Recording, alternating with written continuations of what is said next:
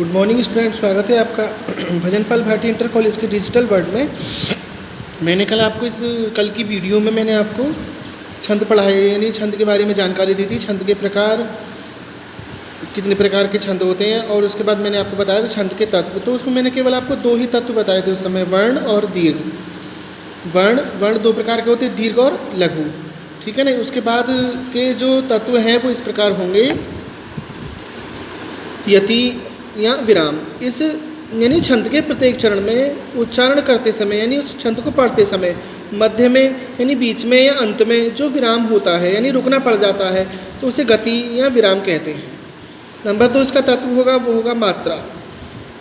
वर्णों के उच्चारण में जो समय लगता है उसे मात्रा कहते हैं। यानी जिस समय हम वर्णों को पढ़ते हैं तो उस समय जो मात्राएं लगती हैं, यानी जो उच्चारण होता है, जो समय लगता है, उसे मात्राएं कहते हैं। ये कह दीजिए कि वर्णों के उच्चारण कार्य में लगने वाले समय को मात्रा कहते हैं।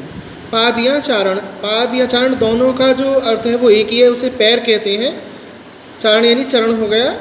छंद में 4 पंक्तियाँ होती हैं, छंद की एक पंक्ति को पाद कहते हैं। इसी पाद को उस छंद का हम चरण कह देते हैं। अगला जो तत्व होगा वो है वर्णिक गण, जिन्हें हम गिनते हैं। वर्णिक व्रतों में वर्णों की व्यवस्था तथा गणना के लिए 3-3 गण समूह बनाए गए हैं। इनकी संख्या 8 है।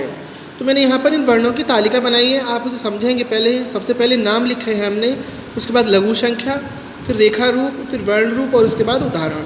तो सबसे पहले हमने लिखा है ये गण, इसका जो लघु संख्या होगी ये, और रेखा रूप यानी जो वर्ण रूप होगा यमाता, और उदाहरण बनेगा यशोदा। तो आप यशोदा की जगह कोई और भी शब्द लिख सकते हो, लेकिन शब्द इसी प्रकार का हो कि इसी यानी ये गण का ही शब्द हो। जैसे यशोदा लिखा है तो इसका जो रेखा रूप बनेगा, तो ये में केवल एक मात्रा आई, और माँ और यशोदा, शो और दा, इसमें ये जो एस बने हुए हैं ये दीर्घ हो गए, यानी दीर्घ मात्राएं होगी 2-2।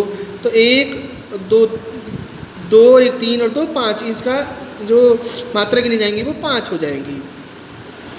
ऐसे ही मैगण, तैगण, रैगण, जयगण, मैगण, भैगण, नैगण और सैगण, इनका जो लघु संख्या है वो इस प्रकार ये, मैं, ते, रे, जे, भे, ने, से।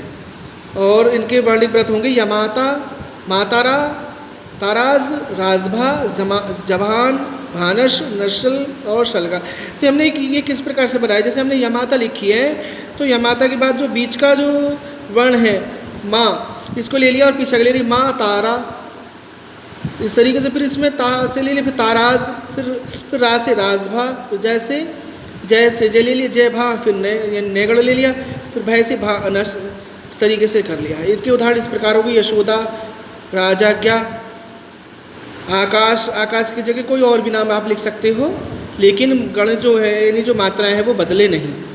राजभा, भारती, आरती भी लिख सकते हो यहाँ पर।